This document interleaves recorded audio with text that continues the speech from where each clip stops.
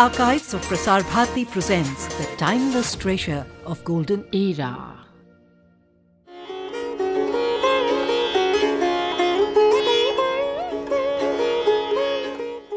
The Gandhi Peace Prize for the year 2002 is to be conferred on the Bharatiya Vidya Bhavan by the Honorable President of India, Dr. APJ Abdul Kalam, founded on November 7, 1938, nearly a decade before India's independence.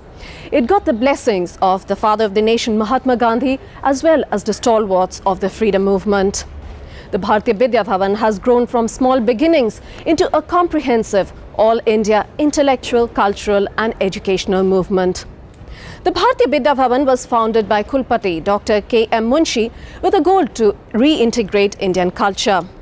Dr. Munshi conceived the Bhavan as an adventure in faith, a faith in India's past, present and future, as well as a faith in the people of India and its unending rich cultural heritage.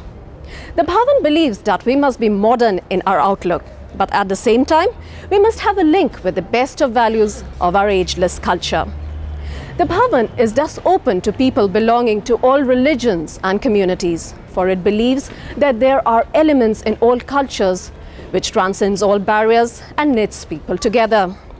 Its ideal, the world is one family, and its motto, let there be noble thoughts coming to us from all sides. The former President of India and the current President of the Bharatiya Vidya Bhavan, R. Venkatraman, talks about the social contributions that the Bhavan has made to Indian society. Movement for national liberation created in the minds of the Indian people a pride in their past, their heritage, their Vedas, their Upanishads and so on. Dr. Munshi had conceived of this idea of having an institution which will revive our ancient heritage, which will also put a bridge to the present, and then from that bridge from present to the future. Started in a small way, the Bharatiya Vidya Bhavan now has grown into very huge proportions. I should say this is one of the largest non-government organization in India today. One of the things that we were able to do at that time was to start education in Sanskrit and then in the Vedas, Upanishads and so on. That is one of the things. The second thing we did was to have a large number of schools of standard 12, and then you see prepare them for their higher education. We started institutions like the management schools, colleges, and then we had diploma courses in journalism, advertisement, then in public relations, and all kinds of openings which are now available for the young men. We also extended our activities in the field of our computer. We have established a number of computer centers in India, and the one good feature about our computer education is that the weaker sections are given free education in computer applications. It was a sort of a missionary work which the society was doing, the Bharatiya Vidya Bhavan society was doing. It had made such a great impression on the people in London that Fenner Brockway, who was one of the staunch Gandhians and a great friend of Gandhiji in his days, he donated 60,000 pounds for the development of our Bharatiya Vidya Bhavan. Recently, the Millennium Commission of United Kingdom they have granted 5,22,000 pounds to the Bharatiya Vidya Bhavan for infrastructure development. I mean, I am citing this to show how much those people value the service which is being rendered by the Bharatiya Vidya Bhavan. We have published under the Book University scheme 1,500 titles so far, and we have sold more than 2 crores of copies of these books. One example that will strike everybody is that Rajaji's work on Mahabharata and Ramayana has been sold over 1 million copies. This is the first time that any Indian publisher ever got the target of 1 million copies being sold. Bharatiya Vidya Bhavan has as its objective the spreading of Gandhian idealism, not only within the country but in the entire world. We always talk of the word Gandhian ideas, Gandhian thoughts and so on. In fact, it can be summarized in 2-3 words. Gandhiji stood for peace, Gandhiji stood for harmony, Gandhiji stood for eradication of poverty. Gandhiji was preaching that all religions are equal. This has a great effect on international cooperation. If all countries would follow Gandhian principles of solving their disputes by negotiations, discussions and by the normal process, then there will be no wars, no violence and so on. The Bharatiya Vidya Bhavan tries to carry this message of non-violence, ahimsa, to all parts of the globe, so that you see it in a sense carries on Gandhian ideology even after his death. And second thing is, you see, Gandhiji preached that all souls are the same, that there is no distinction between the soul in one person and another. In fact, he was only preaching the well-known principle of Advaita. But he put it in a way in which people can understand. And that way we are following. The aim of the Bharatiya Vidya Bhavan is to see that we achieve during our lifetime the grand idea of universal peace, harmony and happiness. Dr. P.C. Alexander, the former governor of Maharashtra and currently a member of the Rajya Sabha, lets us know what he thinks. Bharatiya Vidya Bhavan has been the product of the vision of a great man. I am referring to Kulapati K.M. Munshi. What Munshiji had in view and what the Bhavan has in view is not culture in the limited sense of the term. We often think that by culture we should mean music or dance, drama or literature or architecture, art, sculpture, whatever it is. They are no doubt manifestations of culture, manifestations of the excellence of the mind, and we call that definitely as part of culture. But the Bhavan's focus was not on these things because there are other agencies which were responsible for spreading the message of culture in that limited context. We were thinking in terms from the very beginning in the Bhavan of culture based on the uniqueness of our philosophy.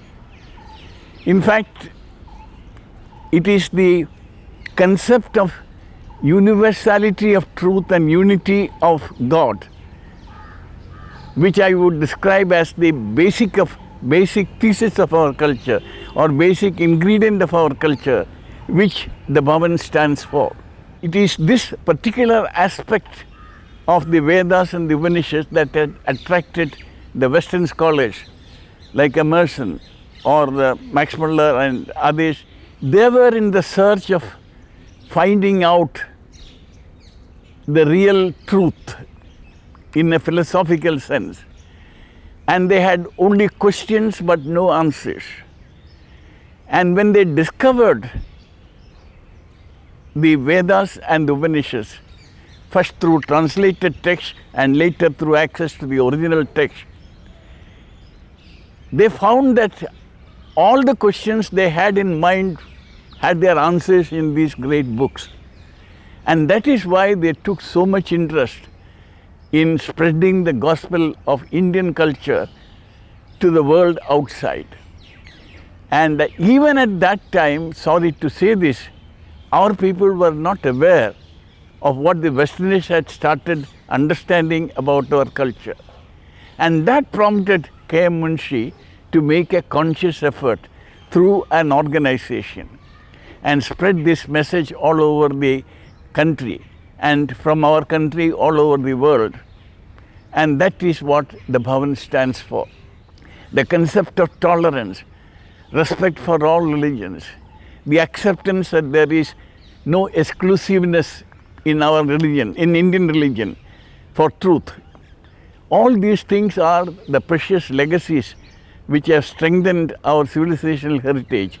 And the trend seems to be to go back to the days of ignorance as they were days of the 17th, 18th centuries in India, where people had lost sight of what was meant to be the real culture. That's why I say that today the relevance of Bhavan is greater than at any time. And we in the Bhavan family really feel very, very happy and proud that we have been the recipient of the most prestigious prize in India offered to institutions or individuals, namely the Gandhi Prize. Dr. L.M. Singhvi, member of the Rajya Sabha. The idea of Bharatiya Vidya Bhavan some 65 years ago was an idea which had the blessings of Mahatma Gandhi. Bharatiya Vidya Bhavan represents today that message of Indian civilization, and that is what makes us proud of its achievements, its accomplishments, and the unfolding vision, the flowering vision of Dr. Munshi, not only in India but around the world.